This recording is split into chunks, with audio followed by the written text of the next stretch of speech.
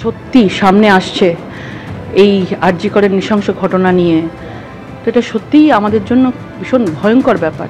প্রত্যেকটা বাড়ির মেয়েরা, তার বাবা মারা আজকে ভয় পাচ্ছে যে আমারও বাড়িতে মেয়ে আছে, আজকে তার বাড়িতে কালকে এরকম একটা ঘটনা ঘটতে পারে। এবং যেভাবে অডিও ভাইরাল হয়েছে, যে এই যে পুরো জিনিসটা সবাই সন্দেহ করেছিল যে এটা কারোর একজনের ঘটনা নয়, একার হাতে এটা হয়নি। এত বড় জিনিস, এত সারা শরীরে ক্ষত, এত ফ্র্যাকচার্স, মুখ দিয়ে চোখ দিয়ে মেয়েটির বেচারা এরকমভাবে নৃশংসভাবে তাকে ধর্ষণ করে খুন করা হয়েছে। এটা একার হাতের নয়, এখানে অনেকে 3-4 জন, একের বেশি লোক থাকতে পারে। তো একজনকেই স্কেপগোট করা হচ্ছে, বাকি লোক কোথায়? মুখ্যমন্ত্রী এসে বলছেন ফাঁসি চাই, কেউ বলছেন আমরা এনকাউন্টার করব, এই ধরনের কথা বলছেন। আমার তো কোথায় মনে হচ্ছে সামনে একটা নাটক চলছে, এই জন্য হয়তো বড় কাউকে লুকোনোর চেষ্টা করা হচ্ছে। শুধু রাজ্য নয়, এই আরজিকর কাণ্ডের ক্ষোভ কিন্তু আছড়ে পড়েছে গোটা দেশ জুড়ে। সারা দেশ জুড়ে চলছে প্রতিবাদ, চিকিৎসকদের আন্দোলন। পথে নেমেছেন দিল্লি, মুম্বাই, পাটনা, নাগপুরের চিকিৎসকরা। দেখাবো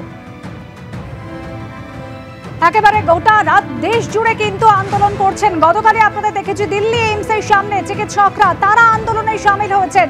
যেভাবে আরজিকর হাসপাতালে নারকীয় ঘটনা ঘটেছে, প্রতিবাদে গর্জে উঠছে গোটা দেশ। আজও তারা আন্দোলন করছেন। দিল্লি, মুম্বাই, পাটনা এবং নাগপুরের চিকিৎসকরা তারা পথে নেমেছেন। গোটা ঘটনার বিচার চাইছেন, দৃষ্টান্তমূলক শাস্তি চাইছেন। একই সঙ্গে 4 জায়গার ছবি, দিল্লি, মুম্বাই, পাটনা, নাগপুর, অর্থাৎ সারা দেশ প্রতিবাদে গর্জে উঠছে।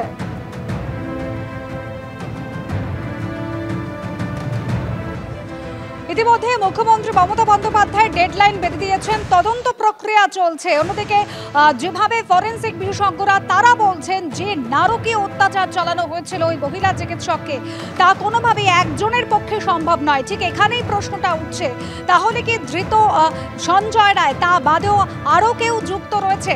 এই অবস্থায় কোন পথে এগোচ্ছে তদন্ত? আমাদের প্রতিনিধি পার্থপ্রতিম ঘোষ রয়েছেন আমাদের সঙ্গে। পার্থপ্রতিম, তদন্ত চলছে, এদিকে ইতিমধ্যেই ফের 4 জন জুনিয়র চিকিৎসককে তলব পর্যন্ত করা হয়েছে।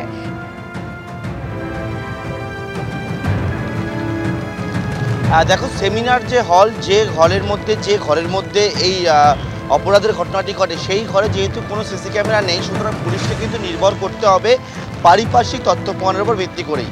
এবং সেই পারিপার্শ্বিক তথ্য প্রমাণ কোথা থেকে পাবে? সেই পারিপার্শ্বিক তথ্য প্রমাণ পাবে হচ্ছে যে একের পর একে জিজ্ঞাসাবাদ করলে তবেই।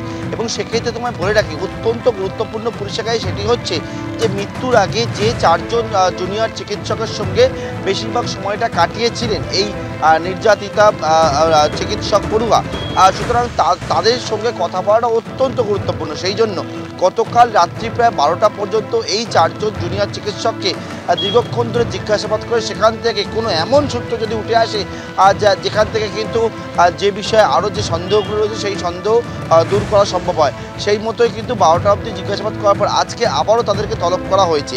এই ঘটনার পিছনে কি থাকতে পারে? এই ঘটনার পিছনে কি কোনো রকমভাবে ভিতরে কেউ যুক্ত রয়েছে? এই ঘটনার পিছনে শুধু সঞ্জয়